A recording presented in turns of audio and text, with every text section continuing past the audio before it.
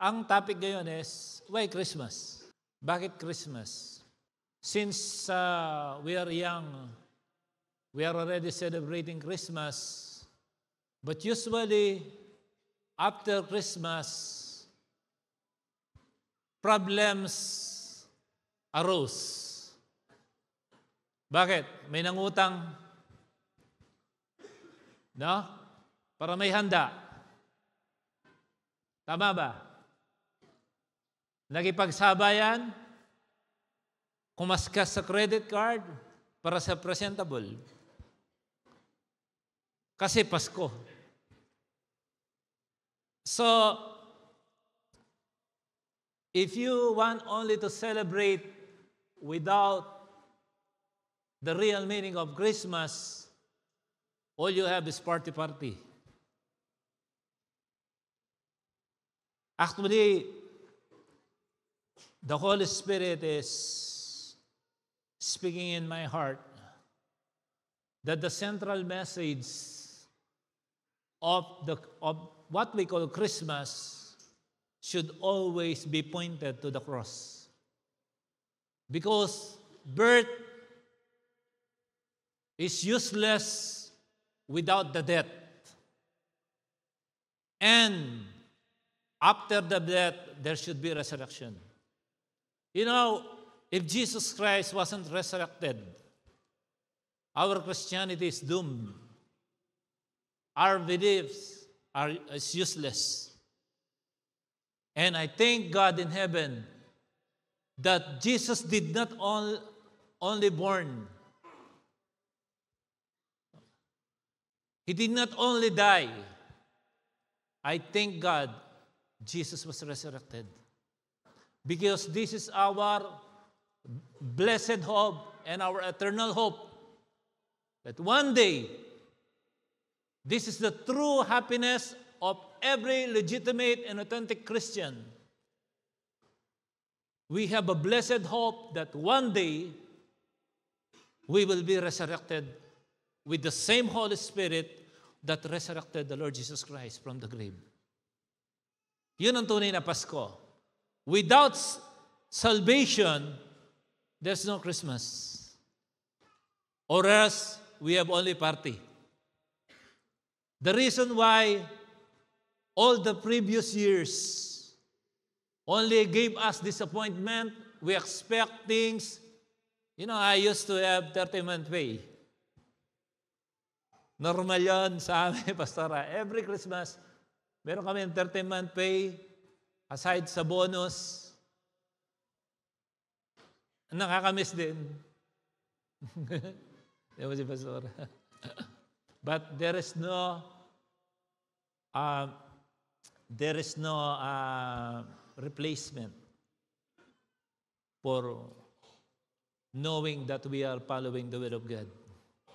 Yun talaga nagpapasaya sa amin. Ngayon tanong, why Christmas? Masaya ka ba talaga? So, we may have a different view. The reason why people invented other form of happiness during Christmas because they don't know what is Christmas really. For. Para saan ba talaga ang Pasko? Maraming hindi masaya o nakikisaya lang kasi Pasko. Okay. Kunin ko yung unang sikat sa Pasko. Giving. That's right. Malinaw sa John 3:16 that He gave His only begotten Son. The only begotten Son, the only Son of the Father in heaven, He gave Jesus for all of us. That's giving, gift giving. That's why during Christmas, we give. That's fine. Kaya may tinatawag na regalo. But no one can match the God-given gifts for all of us. And Jesus did not disappoint us, even if He died on the cross after resurrection. He promised another giving. He promised the Holy Spirit will come down and not only hover over us, not only upon us, but in us. Hindi niya tayo pinabayaan. Kaya meron talagang dapat na i-celebrate na tinatawag nating Pasko. Ngayon, kung may Pasko, bakit minsan malungkot ka? You know, the truth, Christmas should be every day.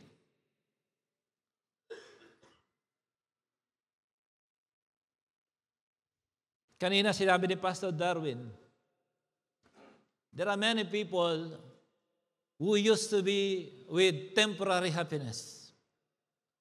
Some people lining up, I don't wrong you, when you are crossing December 31 to January 1, there is a great celebration that will satisfy your flesh. But you are putting your entire year at stake because you did not give the first of your year, the start of your year, in worshiping God. I find, you know, si Pastora Maydin, her office is just behind her is the Burj Khalifa. And on top of that building, the whole family can go there for free. Just right, the opposite road, it's a Burj Khalifa. And all our family, kami lahat, we can watch in a perfect view this what we call wonderful fireworks. So beautiful. For almost 20 years, we were not able to see any single fireworks, though we have that benefit. Because you know why? We value more than fireworks. We desire the fire that works. Say amen. Ang dami nagsaya. Picture sila. Sige. But you see the whole year, nagkaroon ng devastation. Why? Everything you will not start right will end up not right. Do you believe that? Sino dito ang marunong magtahi ng sinulid? Isn't it where the needle passes, that is where the nylon passes? Di ba pag nagtatahi ka, kaya ang lead mahalaga. Yung umpisa ng iyong taon, critical yun. Kaya this 2024 will never be a joke. One of the greatest tests of every authentic Christian will be this 2024. Get ready. I'm happy we have celebration, Christmas. The Christ was born. I thank God for that. But our role as pastors is to prepare the entire congregation and everything that is connected with our ministry to prepare them on the real battle that you haven't seen in your life. Get ready. Hindi ko ini-spoil yung saya. Masaya na tayo kanina. Amen? Anyway, this celebration will end up happy, of course. But I don't want to sugarcoat what is sour. Amen. But of course, the Lord Jesus Christ have a very wonderful gifts for all of us. It will be mentioned later. That's why this coming from January 1, we will have a prayer and fasting. We will join. Say amen. You know how will it be? So we will not only pray through Zoom. If the Lord will bless us with more resources, what I desire in my heart, and the Lord spoke in my heart. Sorry, I use this. I don't know if the Lord speaks to you. But I believe the Lord speaking in my heart. Okay? Every night, there should be a soaking. Pero ganito mangyayari. Batch 32, January 1. The entire delegates and those who can join, soaking, revival nyo na to. Refire. January 2, batch 31. You know what I mean? January 3, batch 30. January 4, batch 29, and so on and so forth. Tapos iikot yung cycle. Are you ready for this? Are you ready for this? The church should be on fire. You cannot fight without fire. Amen. The entire church should be on fire. Every soul here should be on fire. You cannot fight without fire. You cannot fight if your heart is not burning with the fire of the Holy Spirit. We must be burning. Kung gusto mo maging attractive ngayong 2024, you must be burning. You know, there are thousands and millions of bush, but there is only one burning bush. That's why Moses got attracted with that single bush that keeps on burning but never consumed. Na-attract siya sa ninabitan. Kaya, if you want to become attractive and be fruitful this 2024, increase your capacity with the Word of God and your intimacy with the Holy Spirit. Sinasabi ko na po ito kasi para ready ka na. Baka ano pang gawin mong schedule sa buhay mo. Okay? It will start on the 1st of January, hindi 2. Kasi last year, inumpisahan natin after a week yata, nakasingit ang kalaban. Now, I can never be fair with the enemy. Kailangan unfair ako. Right on the January 1st, I will not give even a single void for this ministry, for the enemy to attack, kasi mahal namin kayo sa Panginoon. We will all pray for all of you.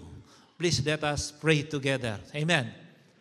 The enemy is serious, we must be more serious than the enemy.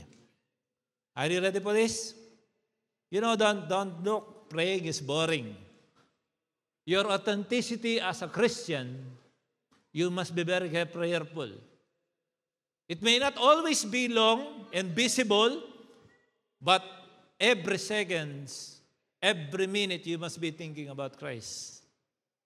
You must be thinking for His love for you and me. Every minute, kahit anong ginagawa mo, you cannot deny, kahit nanonood kang fireworks, naisip mo si Lord. Tama ba? Yung totoong may Holy Spirit. Say amen. Nagbibiyay ka, naisip mo si Lord. Kaya sabi ng Bible, meditate the Word day and night. Why? When there is day, when there is night, meditate the Word. Pag gabi naman, meditate the Word. So walang puwang ang kalaban. Tama po ba? Palakpakan natin ang Panginoon.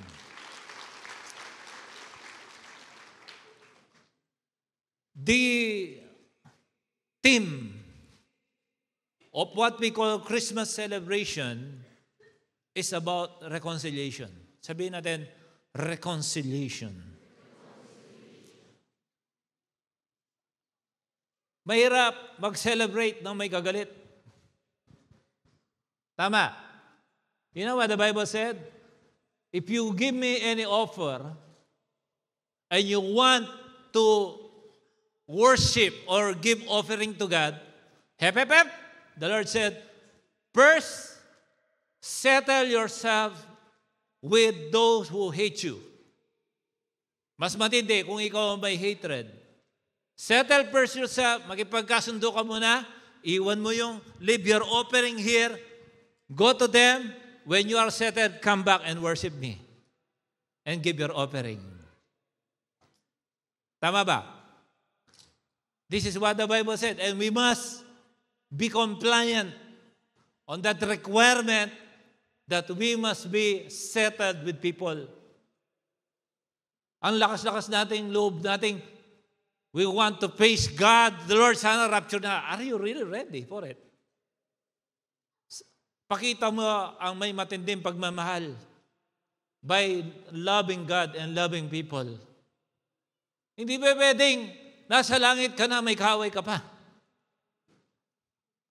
Tapingin mo yung katabi mo, ano best? Pwede bang kaaway pa rin kita kahit na nasa langit na tayo? Sabihin natin, ministry of reconciliation. The Bible said in 2 Corinthians chapter 5, verse 17 to 19, this is what the Bible said in NIV. Therefore, if anyone is in Christ, the new creation has come. The old has gone, and the new is here.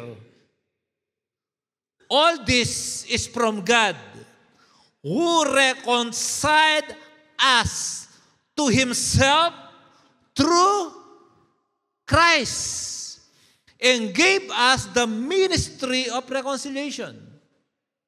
Wow! All this is from God, who reconciled us to Himself through Christ and gave us the ministry of reconciliation through Christ. Do you realize if you and me are not reconciled with God?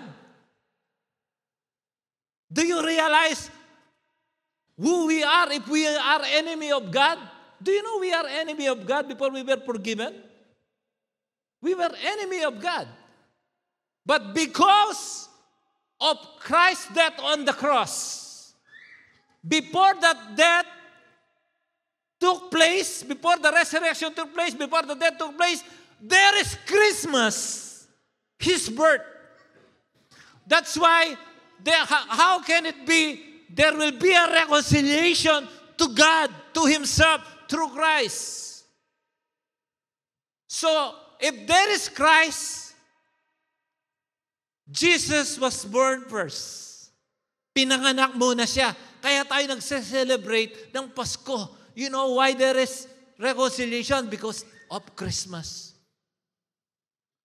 That's why the reason of happiness, why there should be a great rejoicing for every believing Christian is because once upon a time Christ was born so that there will be a reconciliation. Tapos sa next verse sabi niya, that God was reconciling the world to Himself in Christ, not counting people's sins against them, and He has committed to us the message of reconciliation. Palakpakan naman natin ang Panginoon. That's why if there is no reconciliation between man and God, what is the purpose of Christmas? Why we are celebrating? Expectation from nothing is a depression. Nag-expect ka every Pasko, basta masaya ka. Then, you will see, then you are crossing the year. A week after Christmas is New Year then, and the entire year, parang dry na naman. Because we are not getting the real message of Christmas. Sabihin mo katabi mo, kuha mo best. Giving, John 3:16. Okay. Christmas by celebration, yes, the angels are rejoicing when Jesus was born in a manger. Amen. Binalitaan pa yung mga shepherd. You know, I can say Christmas is full of loyalty.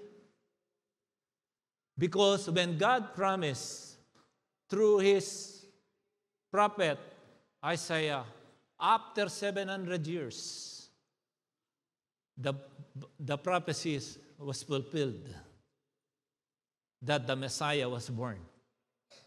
Anong ibig sabihin nun? He is loyal with His word. Pag pinangako ni Lord, pinangako niya. Say amen. Pag sinabi niya, gagawin niya. Masaya ka ba doon? Pag sinabi ni Lord, sinabi niya. Though you will wait, but He will accomplish. And God cannot be delayed because He is always on time. Your delay is not God's delay. Pinangako niya, gagawin niya. That's why He said, I am coming back. You will see my appearing in the clouds. The same way when I departed is the same way I'm coming back. We will see His appearing. Again, what He promised, He will do. I don't know. There is no other way. Now, for us to get away from this messed up world, it's only through rapture. Kaya ang saya-saya natin eh. Kaya that's why we Christians, we should be happy people. Why? Because we have an expectation. The blessed hope. The hope of glory. Kaya kung ang buhay mo, hindi ka masiyahin or the coming of the Lord Jesus Christ do not stir up happiness from within you, then there will be a great question with your Christianity. Kaya babalik ko pa rin kayo doon. Wala na ba ibang message eh? That's why we know when I hear Reinhard Bonnke, when he preached, 3.5 million accept the Lord in just one sitting. 4 million, 2 million, yan ang tumatanggap kay Lord sa isang salangan lang. Sa Africa. Tuwan-tuwa. Alam mo ano niya? Ang series niya? Kung ano tinuturo niya? Blood, cross, death, resurrection. Doon lang umiikot. Mainly, blood of Jesus Christ. Because only through the blood of Jesus Christ we can defeat the devil. Wala siya ibang tinuturo, yun lang. Although he is a theologian, he knows the Bible from cover to cover, but that is his favorite topic. Yun ang palagi niyang tinuturo. Ang dami-daming taong nasisave. Million. So today, may God remind you with this wonderful message through the Word coming from the book of John, chapter 14, verse 6. Palakpakan natin si Lord. Everybody knows this. You should know this. Amen? Ang sabi sa John 14:6, Jesus said to him, who told? Who told? They said, I am the way, the truth, and the? He is the way, He is the truth, and He is the life. So it means to say, the reason of Christmas, why Jesus Christ was born, is for us to have a way, to have the truth, and to have the life. Yun ang reason. It's not about gift. It is not about new shoes. Although we enjoy new shoes.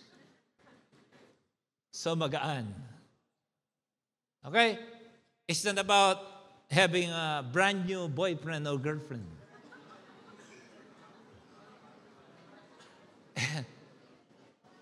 That is, I don't wrong that, but very shallow happiness given by what we call Christmas.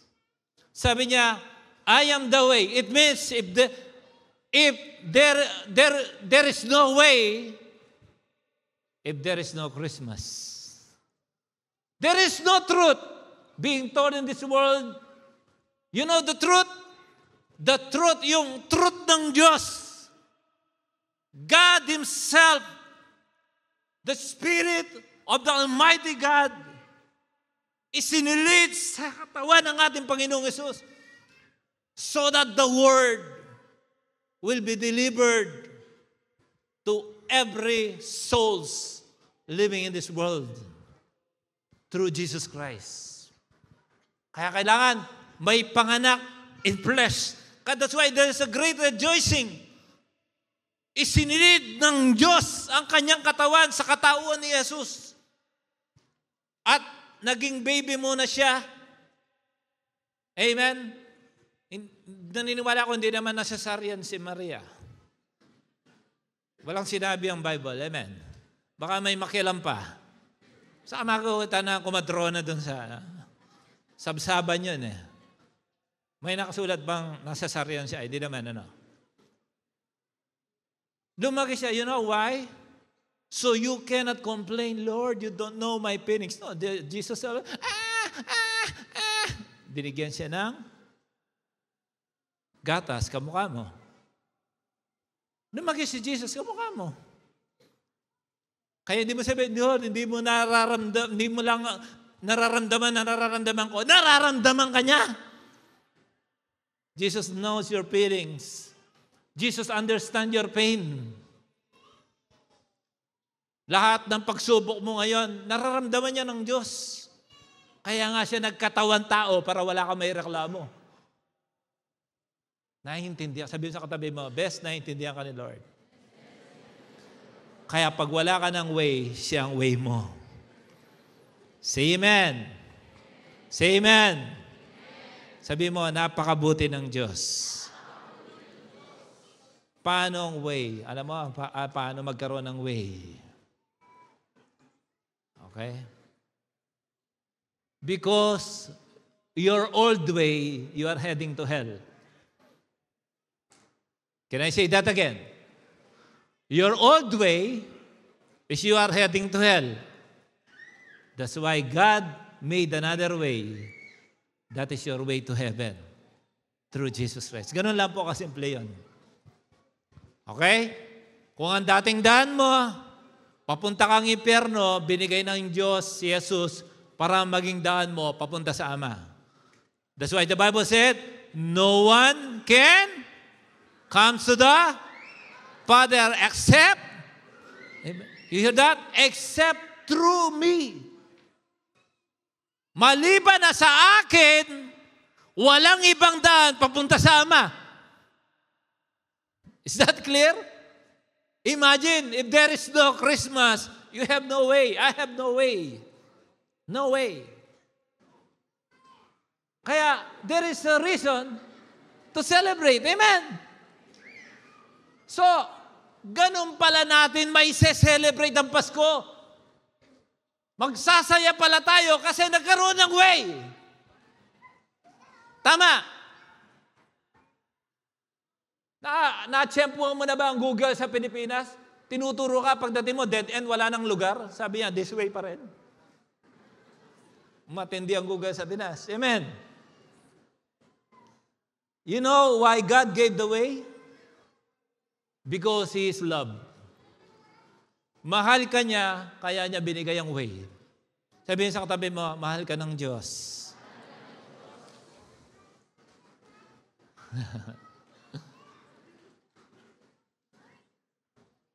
Can you listen again? This is very, very important.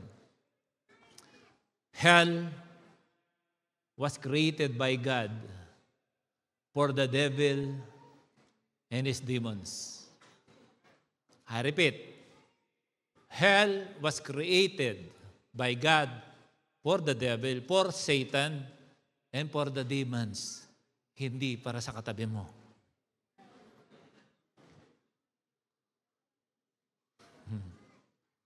Hell was enlarged by necessity, not by design. Alam mo ba? Ang sabi sa Isaiah 5:11-14, pakinggan mo ito mabuti at i-memorize mo. Okay? Woe to those who rise early in the morning, that they may follow intoxicating drink, who continue until night, till wine inflames them. You see, before you celebrate Christmas, inuman, amen? Be honest. Dati pag Pasko, inuman, amen? Tapos, kunyari, sumasayaw pa Pasko, pero pag giling-giling. Say amen. Tapos, hindi ka makapagpasko kung hindi ka naka-spaghetti strap. Na nakapula, tapos meron kang maladwending sombrero. Amen. Yung kulay pula, dulo puti. Kasi yun na nalamang Pasko eh. Kaya hindi ka makapagpasalamat, akala mo, doon ka sasaya. Ito sabi ng Bible, that they may follow intoxicating drink who continue until night. Actually, lumalampas ka pa nga. Till wine inflames them. Verse 12, the harp and the strings, the tambourine and flute, ito yung tugtugan. Amen?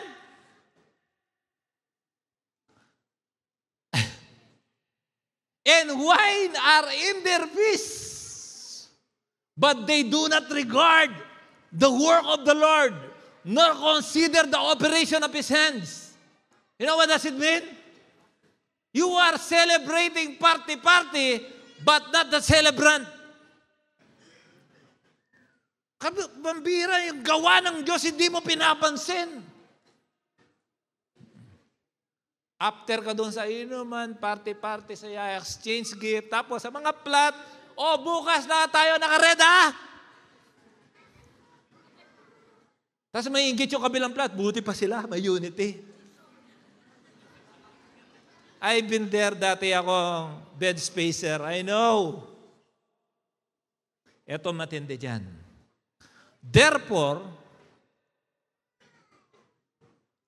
my people have gone into captivity because they have no knowledge. Para sa Habang Pasko, their honorable men are famished and their multitude dried up in tears. Here we go. Therefore, Sheol or hell or impierno has what? Enlarged itself. Sino nagpalaki sa impierno? Sarili niya. Pinalaki ba ng Diyos? Sino nagpalaki? Gumawa ng senso si Satanas. Mali ito. Para sa atin lang ang impierno. Ba't sumama ang tao? Hindi tayo kakasya dito. Palakihin natin. Ito naging increasing capacity din. And enlarge itself and open its mouth beyond measure. Their glory and their multitude and their pomp. And who is jubilant shall descend into it. Nag-dive. God do not desire every soul to go to hell. That's why masakit man sa Diyos, He gave His only begotten Son so that whoever believe in Him will not perish but have an everlasting life. You see God's plan? That's the real Christmas. Dapat doon ka magsaya. Say amen? Tandaan nyo, hindi si God ang nagpalaki ng hell. Ang dami lang disobedient kay Lord. They celebrate Christmas not knowing the real message of Christmas. That's why people are perishing. If you are going to celebrate Christmas tonight, yung Noche Buena ang tinatawag natin, fill the meeting, the celebration with more worship and the Word of God. Matutuwa sa iyo ang Diyos. Amen? Para kahit pinalaki ni Satanas, wala na siyang bed spacer. Amen? Alam mo yung plot na walang nangungupahan, bad trip yung may-ari. Amen? Ganun gawin natin kay Satanas. Hindi pinalaki ni Lord yan. That's why I said, hell was enlarged by necessity, not by design. Kailangan eh. Sabihin mo sa katabi mo, hindi tayo kasama doon. The next one is truth. Sabihin mo, truth. Yung katotohanan. Di ba naglalaro dati, truth or consequence? Di ba, consequence na lang. Kasi may balak. Amen. Truth. Sabi mo, truth. Ano ang truth? Truth is God is good.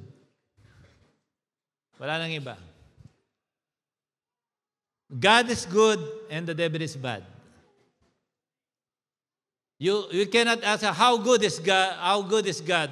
You cannot measure the goodness of God because there's no invented gauge to measure the goodness of God because He Himself is good. Even if you don't understand your situation, bakit kung kailan magpapasko, doon pa ako na terminate? Bakit kung kailan magpapasko, doon pa ako binasted?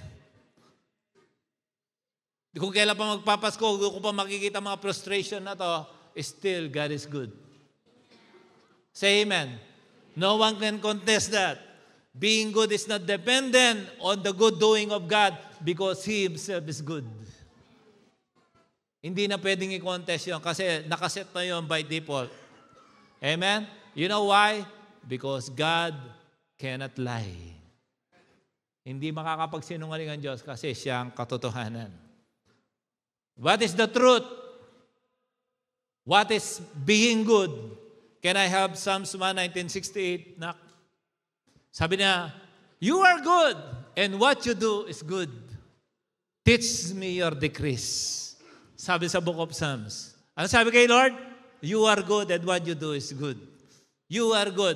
And that's why, even if it is not your taste what's going on, it looks bad, but God's still good because His doing is good. If you know that you are under the covering of God, you know you are operating under the umbrella of the will of God, everything is still good even if it looks bad to you because Jesus loves you.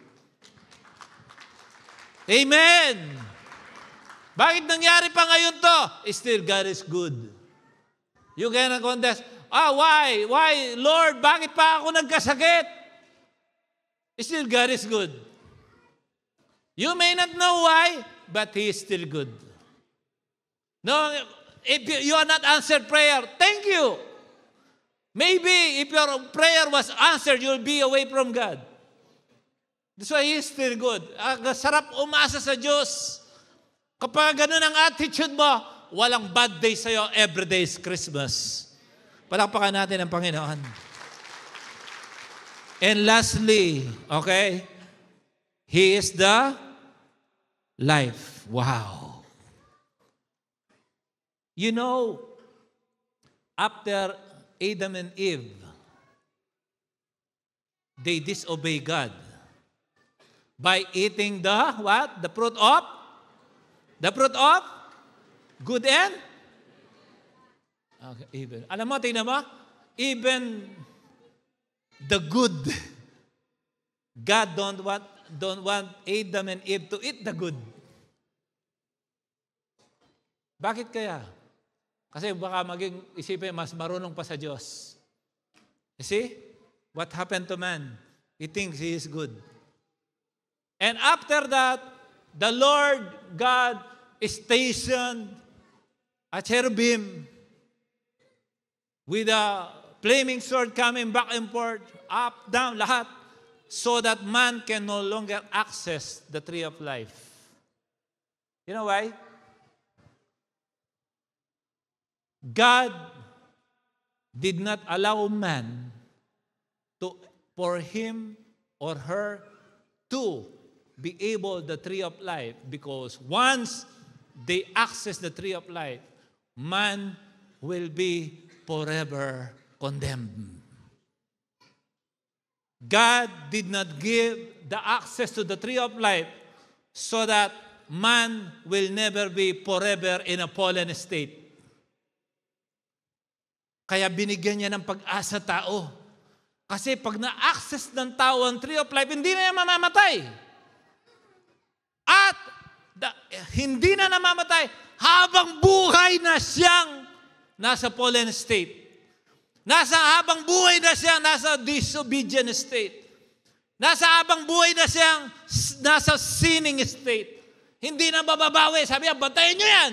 mahal kong tao, kaya God immediately made the rescue plan that one day, in the town of David, the Savior will be born.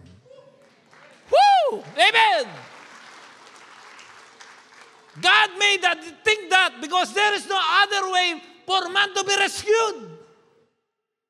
So God orchestrated an immediate rescue plan. Even from the very book of Genesis, God already is thinking about you and me. That one day there should be a Christmas. His name is Jesus. You know that in every book of the Bible, you'll find Jesus. Research mo. If Jesus wasn't born, then we are all doomed. If Jesus wasn't born, we are all hopeless. If Jesus wasn't born, we have no way to access the Father in heaven. If Jesus wasn't born, we don't have truth. And imagine, if Jesus wasn't born, we will be forever in death. Kaya dapat lang talaga magpasalamat. Why? Through the power of His blood, when that baby born was born in a manger, tao siya, like you and me. May dugo. Kompleto, normal. May damdamin. Nasasaktan din. Si Jesus yun. But through the power of His blood, the Bible said, without the shedding of the blood, there is no forgiveness. I thank God that one day, the baby who was then named Jesus was born in a manger. Kaya sabi ng mga anghel, woohoo! Salamat! Pinanganak na, hindi mapigilan ng mga anghel. Kinausap yung mga shepherd. Mula sa oras na ito, pinanganak ang magsasalba sa buong sangkatauhan. Kaya ka nagse-celebrate. Bakit? Para kahit siya innocent, even if he is innocent, he is sinless, he will die for you. He will take that suffering. Though we deserve to die on the cross, though we deserve to be crucified, He took it because God loved you and me. Say amen.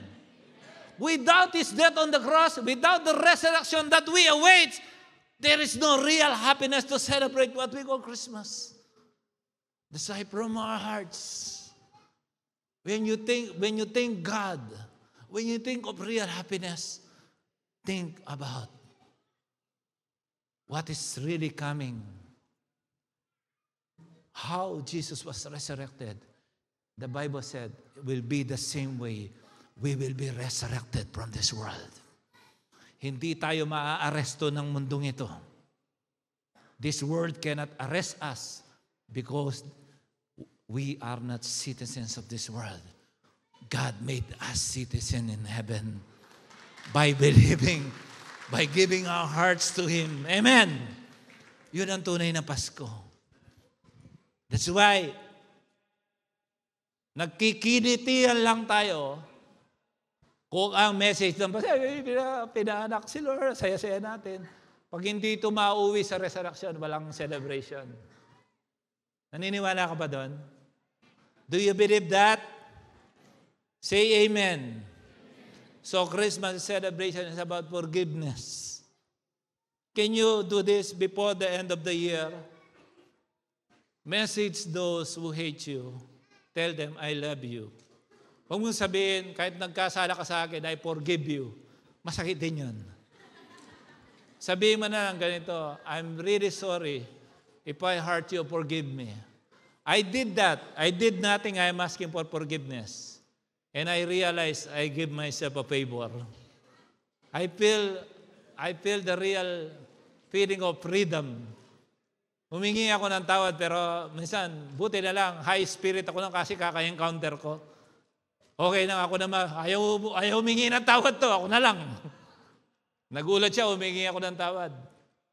Pero since then, God will entrust you great things if you have the real humility in your heart. Please be reconciled. The Lord is coming. Sure, darating na siya. Amen. And be ready on that. And one thing, He will look in your heart. if you are really reconciled with men and with God. Kaya binigay niya si Jesus. Palakpakan natin ang Panginoon. So eternity is a choice. Ginawa na ng Diyos, nasa kamay mo na ang eternity. Desisyon na ng puso mo kung saan ka pupunta. Kung saan ka pupunta, yun ang tunay na magpapasaya. Kung ang Christmas mo ba ay merry o hindi. Do you agree with the message today? Do you agree with the message today? I love seeing people in red. Just think you're wearing red because without the shedding of the blood, there is no forgiveness. Sabi mo, salamat sa mapulang dugo ni Jesus. Do you really love Jesus? Come on, hina naman. Do you really love Jesus? Now you understand why Christmas. Okay, ganito. Wala nang makapangyarihang church na hihigit pa kapag ang mga membro nagmamahalan sa isa't isa. Wala nang sasaya pa sa church kapag ang mga membro nagpapatawaran. Again, ang naging team natin ngayong Pasko is reconciliation. Ganito. I will pray for the Holy Spirit to touch your heart. That as we sing, if the Lord touch your heart and show you someone na nandito that you need to approach and tell him or her, please forgive me, or I love you with the love of the Lord. And I'm giving you the ministry of reconciliation. Kung nandito siya, if you think in your heart that you need to ask for forgiveness, can we start from this church? Baka pang kung asawa mo, sabihan mo, pinapatawad na kita. Tanda mo yan. Huwag naman gano'n, no? Rude pa rin. As we sing, okay? Total, Pasko naman. Kung nandito siya, cell leader mo, nainis ka. Kaya kung minsan, di ka na umaten dahil doon. Lalo na yung mga primary leader, kung minsan, they give so much push. Please have the spirit of reconciliation in this house. Amen? Makikita nyo mamaya, baka babaha ng luha dito sa kakaiyak. You know, masaya ang church na nagmamahalan. Amen? Masaya ang church na nagpapatawaran. Huwag mo nang hayaan na pagdating mo sa langit, may kaaway ka pa. Hindi, biro lang po yun. Wala kang makakaaway doon. Kahit sino pa siya, kung ako ang patatawarin mo, dito ka na lang. Huwag ka nang umakyat dito, baka masyado kayo madami. Si pastor kasi masakit magsalita. Alam mo, okay, I'm okay with that. If you got hurt because of my preaching, because many people hurt with the truth. And I keep preaching the truth. Even if you don't like me or you like me, I'm unstoppable to preach the truth. I'm not your pastor to kiliti you. Ano ang tawag doon? Tikel ba yun? Ayoko ng ganun pagpapastor. Ayoko naglolokohan tayo. Amen. Marami nang galit sa akin. Okay lang yan. Basta si Lord hindi galit sa akin. Say amen. Okay. Kung kami po ay nasaktan namin kayo, na-offend namin kayo, patawarin nyo kami. Maybe we go beyond our bounds. Masyado kaming pakialamero kasi sobrang pagmamahal namin. Pinapauna ko na po, kasama ng aking buong pamilya, si Pastora Maylin, si Kimberly Josman, si Kaina. If we hurt you, please forgive us. Okay? And I forgive you too. Biro lang po. Please forgive us. Okay? If you see, we offended you, and Humingi na rin po akong dispensa sa sobrang dami nyo. In the whole 2023, maybe we did not have a right time for you. May sakit ka, hindi kita nabisita. Birthday mo, hindi kita napunta. Ginasal ka, hindi kita nabati. Do you know how many birthday I am greeting every day? Almost every day. Babatiin ko na doon sa Facebook, babatiin ko pang PM. Pag hindi kita na PM, I'm sorry. We all love you. Okay? Talagang masyado na lang malawak ang ministry.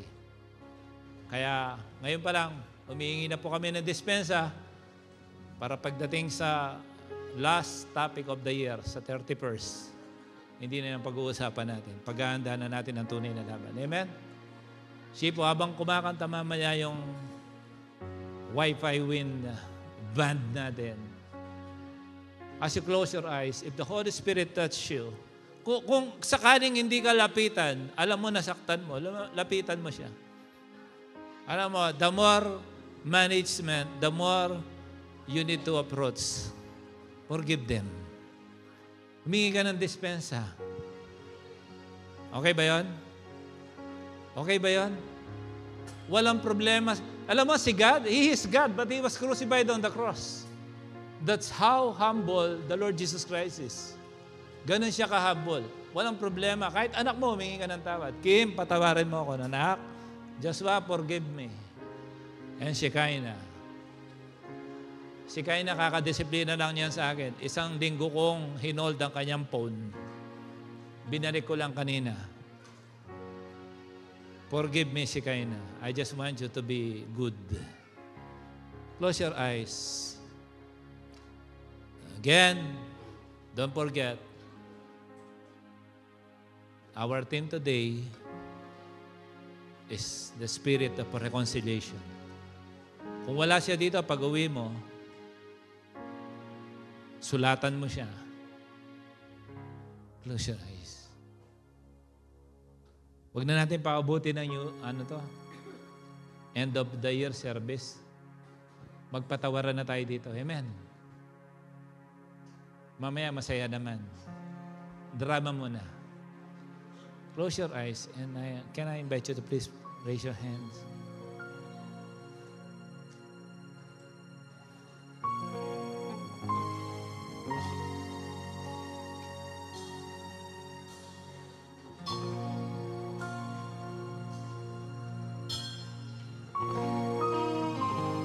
Holy Spirit, still our hearts.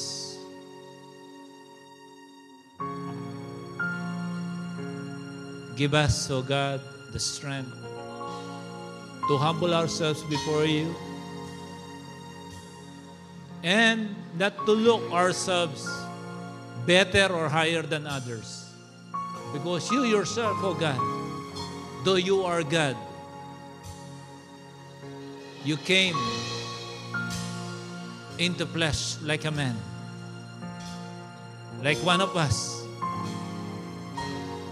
We thank you, Lord Jesus Christ, for you were once born. You walked in this world, died, and on the third day you rose from the dead. Thank you, Holy Spirit, for being here. And I pray for the spirit of reconciliation come into your heart now. Be forgiving because the Lord will not forgive you if you don't forgive. Kung andito ang leader mo, kapatid mo, tatay mo, biyanan mo, kaibigan mo, if you feel like natotoxic ka sa isang tao pero nandito siya, lapitan mo siya, humingi ka ng tawad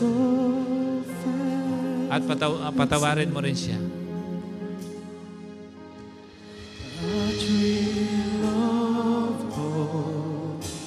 The weary one rejoices, for the other praise, and you and glorious morn.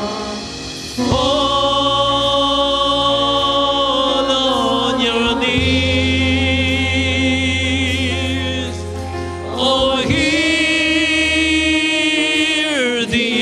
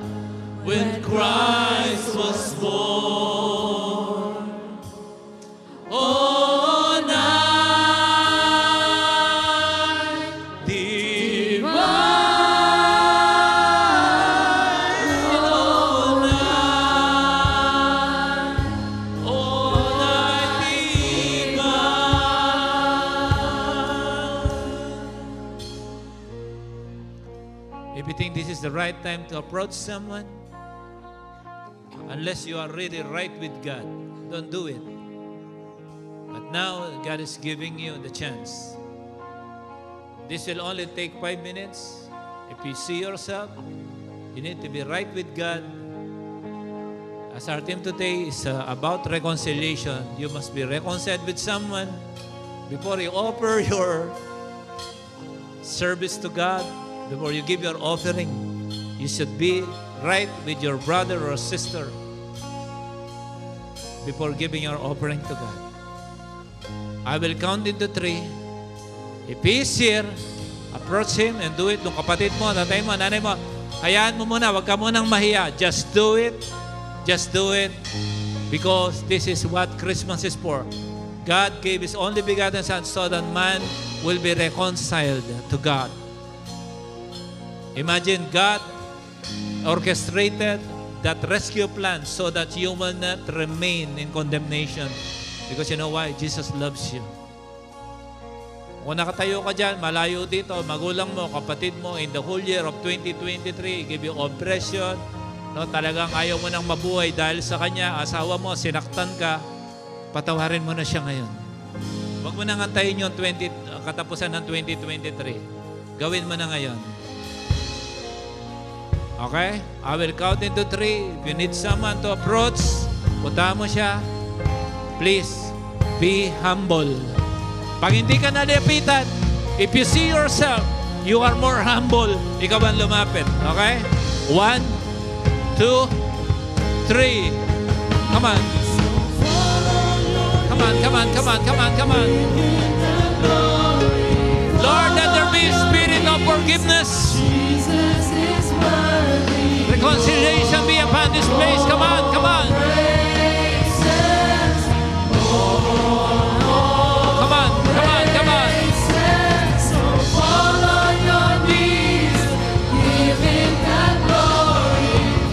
Come on, come on, come on. This is what it's Christmas for. Come on.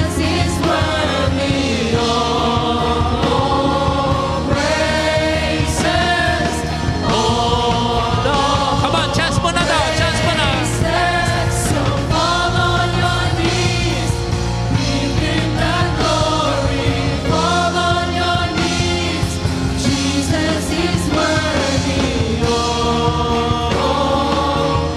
Come on, come on, come on, come on, come on, come on.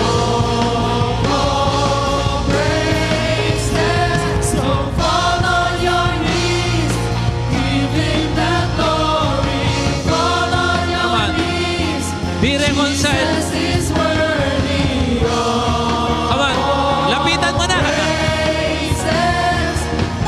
Lapitan mo na. Come on. Fall on your knees.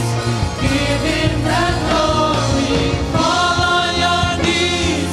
Jesus is worthy. Sige. Yung kasama mo sa ministry. Kasama mo sa vlog. Kasama mo sa network mo. Come on.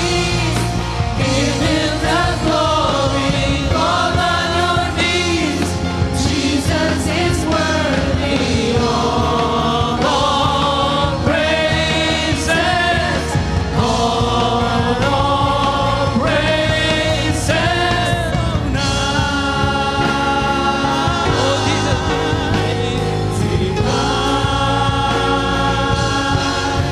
Oh, night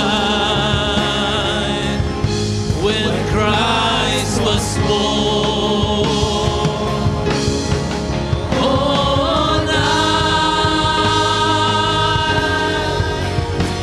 divine. Oh,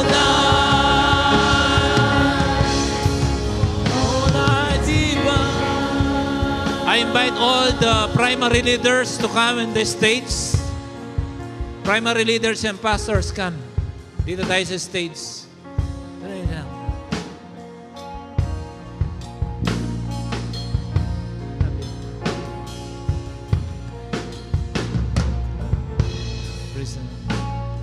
See, just continually raise your hands. Kung wala siya dito, Mamaya pagkatapos, i-text mo na siya. Alam niyo, kung minsan sa church, hindi mo maiwasan talaga, maasar ka. Alam mo ba, even the apostles, yung 12 ni Lord, kung minsan hindi rin nagkakaintindihan yan. That's normal. Pero mas magandang datnan tayo ng Lord na nagmamahalan tayo sa bawat isa. Amen? O sige, meron pa kayong ilang minuto. Lapitan mo na siya at chance mo na to. Marami nakabakasyon ng mga primary. Praise God.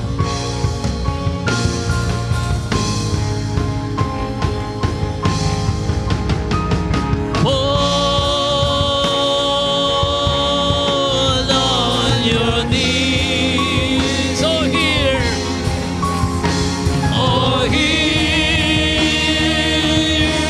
the angel voices. Oh, night divine. Oh, night. When Christ was born. When Christ was born. Oh, night. Oh, night.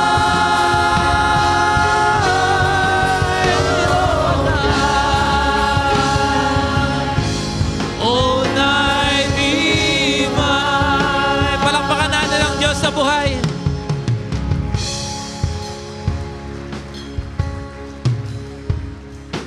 Primary team, patawarin nyo kami, ha?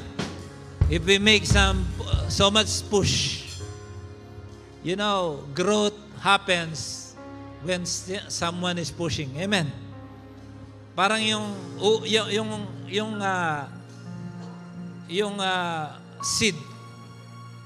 Para yan mag-expand, tutulak niya yung lupa, di ba? Tapos yung root niya, magpe-penetrate din yan. So, forgive us. Amen? And forgive them also kung tinulak kayo masyado. Because they are experiencing too much push from us. Sabihin nyo, primary leader, I forgive you. Sabihin nyo na. Ayan, narinig na nila. Okay, mamaya bago tayo sa mag-give giving, yung mga first time attendee mo na dito, itaas yung mga kamay niyo. Yung in-invite, tapos first time mong umattend sa ganito, taas mong kamay mo. Hindi ko na kayo papupuntahin dito. Palakpakan natin ang Panginoon. O sige, taas nyo pa rin ang kamay nyo. Tapos, close your eyes. Close your eyes. Habang nakataas ang kamay mo, close your eyes. Huwag kang mahiya magtaas ng kamay. Alam mo, you know, if you are really right with God. You know, if you were forgiven, alam mo, you know, if you are right with God. And if not, this is a good opportunity to be. Do you know that your citizenship is not here on earth? Our citizenship is in heaven. Kaya magkakapatid tayo. And if you are aware that you are not right with God, today, let's make it right and everything will be all right. Jesus loves you. He died for you. He gave you Christmas so that that birth will lead to death. And that death led to resurrection. So that one day, you are not only celebrating Christmas, you are celebrating the resurrection. And for now,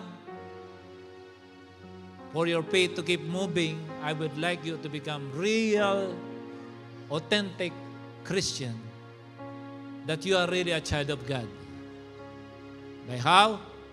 By accepting Jesus Christ in your heart. The Bible said in Ephesians, pakipost po yung Ephesians, that the salvation itself is gift. Di ba Pasko, gusto mo ng regalo? Sabi ng Bible, for it is by grace you have been saved through faith, and this is not from yourself. It is the gift of God. Nauna nang nagbigay ng regalo ang Diyos sa iyo. Ano yan? Salvation. Of course, everybody loves gifts. I love gifts. You love gifts. If I ask you if you love that gift, you say you love that gift. And this gift, you will receive from today. How? Ang dami kong ginawang pastor na mali sa buhay ko. Ang dami kong ginawang palpak sa buhay ko. Welcome to the club. Parehas tayo noon. Yung lahat ng palpak, mali, nagkasala ka, hindi na shock si Lord. The Lord is not shocked for your state of your sin today. He knows you. He even knows the number of your hair. But from today, this time, you give Jesus the real gift. You give your life to Him. The Lord is so obsessed to love you. That's why even up to the point of death, He gave Himself to die for you so that you will be saved. He died for you to live. May this day will be your Christmas day by being born again today.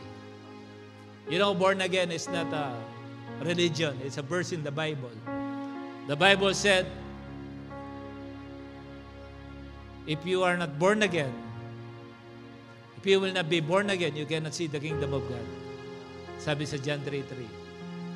So through Jesus Christ, we will all be born again. At sabi sa Romans 10:9-10, Romans 10:9-10, if you declare with your mouth Jesus is Lord and believe in your heart that God raised Him from the dead, you will have that gift. Is it difficult? No. It's just a true encounter and true gift-giving of your life to the Lord Jesus Christ. Then you have the gift. You will be saved. Ganun lang po kasimple. And to do this, sabi ng Bible, you must believe in your heart and utter with your mouth the confession of your faith that from today, you will have the real Merry Christmas. So for the first time attending, can I please invite you again, raise your hand, left or right, where you are comfortable, or raise your two hands. Raise your hands and say, Jesus, I believe in you. Come on. Say, I believe in you. You are the King and the God and the Lord of my life. This is the declaration of my mouth with faith. In my heart, I believe that you were once raised from the dead because you are God. I admit I am a sinner, and I thank you today you became my Savior. Wash all the sins of my heart and wash them all with your most precious blood. And through this faith, say it, Holy Spirit, I receive you in my life. From today, I declare I am a child of God, and my name was already written in the book of life. This is my prayer and declaration through the power of the blood of Jesus. I am saved. Say amen. Father God, bless those who accept you today, that from today they are really celebrating the authentic message of Christmas. God bless you. Palakpakan natin ang Panginoon.